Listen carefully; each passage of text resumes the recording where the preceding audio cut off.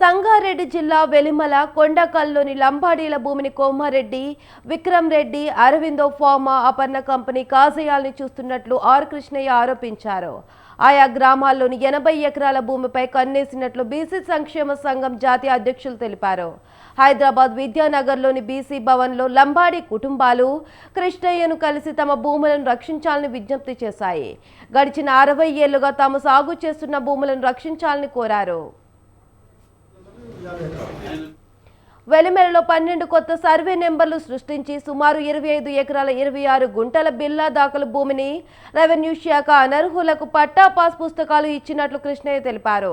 సరిహద్దుల్లోని 80 ఎకరాలపై హక్కుల కోసం 40 మంది లంబాడీలు ఉమ్మడి ఆంధ్రప్రదేశ్ హైకోర్టును 1994 ఆశ్రయించారన్నారు.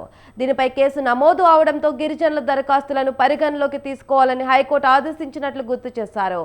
భూములను ఆక్రమించాలని చూస్తున్న బడాబాబులపై వెంటనే చర్యలు తీసుకొని వాటిని గిరిజనులకు అందజేయాలన్నారు. లేదా ప్రభుత్వమైనా జప్తు చేసుకోవాలని కృష్ణయ్య తెలిపారు. లేదంటే అన్ని ప్రజా బీసీ గిరిజన సంఘాలతో కలిసి పెద్ద ఉద్యమం చేస్తామని హెచ్చరించారు. విక్రమ్ రెడ్డికి ఈ భూమిలో నుంచి 24 ఎకరాలు ఇచ్చి పట్టాలు ఇష్యూ చేసినట్టు వీళ్ళు ఫిర్యాదు చేశారు. ఈ ఫిర్యాదును సరైనది కాదు. ఎందుకంటే వాళ్ళు భూస్వాములు, వాళ్ళ భూములను ఇంతకు ముందే ల్యాండ్ సీలింగ్ కింద ప్రభుత్వానికి భూములు ఇచ్చారు. అట్లాంటి వారికి ఆ భూమి పొందే హక్కు లేదు. ఈ భూమి 60 ఏళ్ల నుంచి చేస్తున్నప్పుడు వీళ్ళకు ఏ యాక్ట్ ప్రకారం చూసినా వీళ్ళకి రావాలి.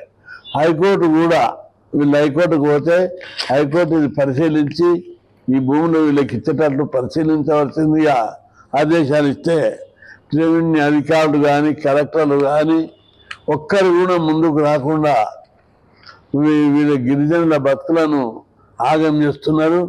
ముఖ్యమంత్రి గారు రెవెన్యూ అధికారుల యొక్క అవినీతికి, అక్రమాలకి ఇది